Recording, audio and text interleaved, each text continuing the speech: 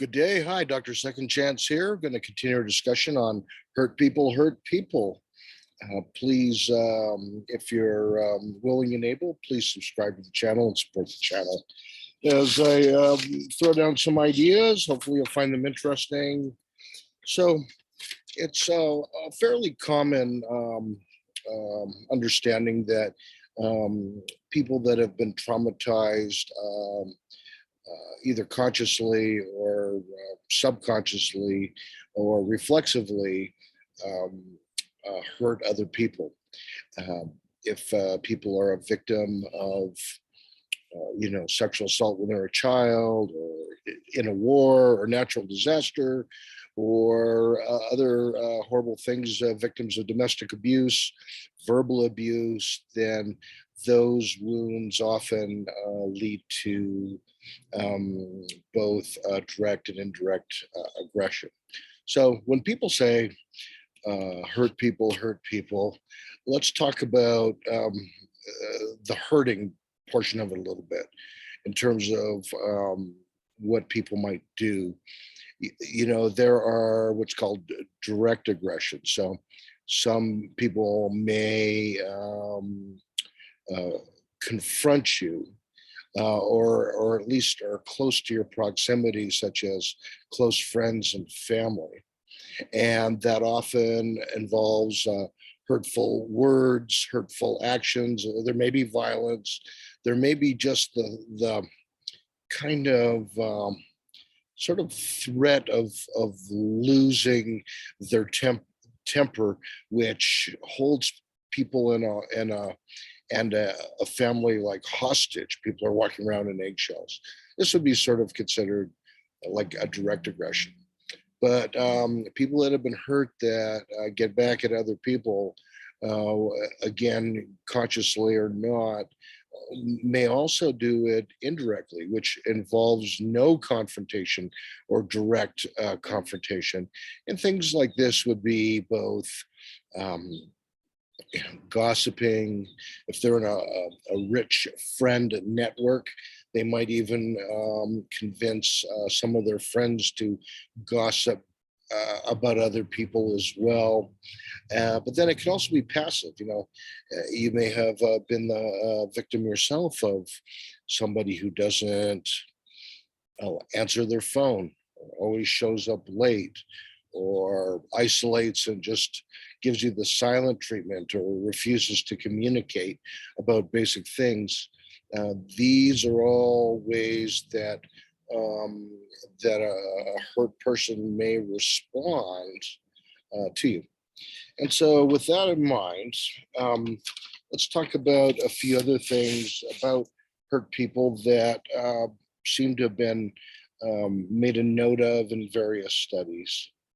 And so we know that hurt people often erupt with inappropriate emotion because particular words, actions, or circumstances touch or triggered past woundedness.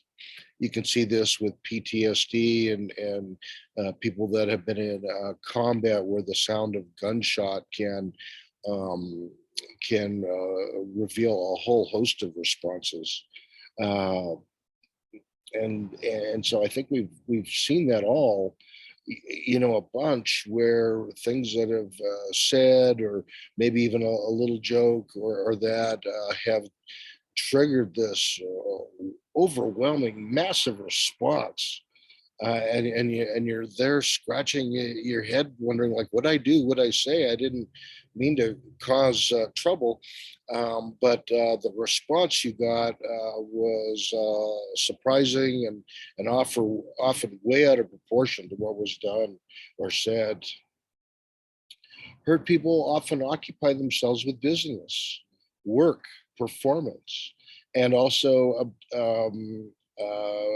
obtaining accomplishments. And this is considered a way sometimes of them compensating for low self-esteem. Hurt people often attempt to medicate themselves. And this can be done a lot of ways. It could be everything from excessive entertainment, video games, drugs, alcohol, pornography, sexual promiscuousness, or even hobbies. And that can be a way to forget their pain and to not have to deal with their pain and the reality of their pain. Um, Sometimes hurt people have learned to accommodate their private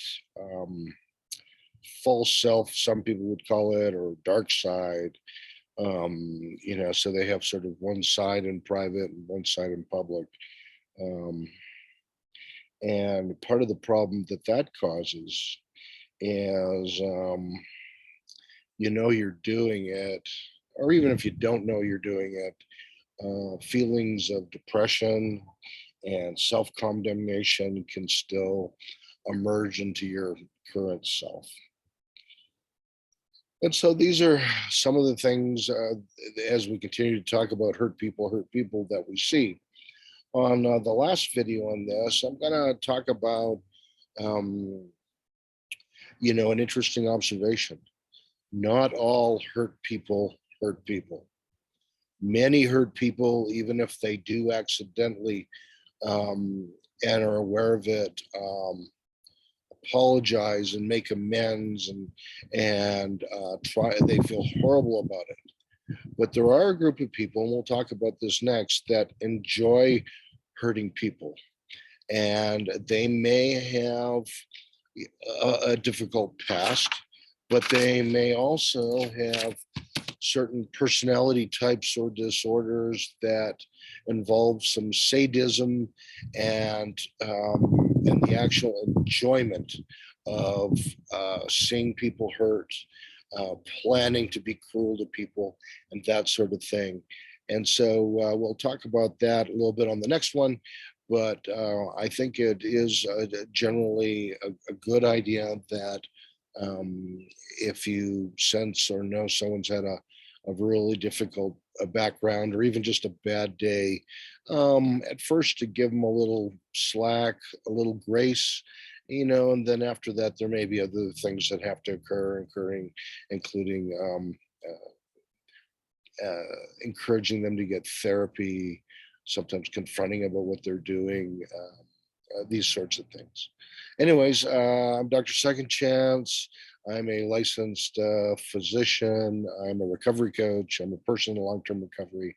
We talk about hurting people a lot in the recovery field, particularly because we know that if people have issues like this and a substance abuse problem, substance use disorder, then if you don't deal with the trauma, it's very unlikely no other sort of standard approach to treating the substance use disorder is going to work. You have to deal. If people want to get over like alcohol use disorder or substance use disorder, and they have these horrible traumas from the past, that those have to be simultaneously dealt with. Anyways, if you've enjoyed the video, please support the channel, like, share, subscribe, hit the notification bell icon so that you know if I'm posting new stuff. I'm going to put one up talking a little bit about things like narcissistic personality disorder and that. There's quite a few videos of that, but I just think it's just important to also realize that sometimes when people are hurting you, there's other things going on that you need to be aware of and watch for, and perhaps deal with in a different way. Anyways, we'll see you next time. Thanks for watching. I appreciate all the support that you guys give me.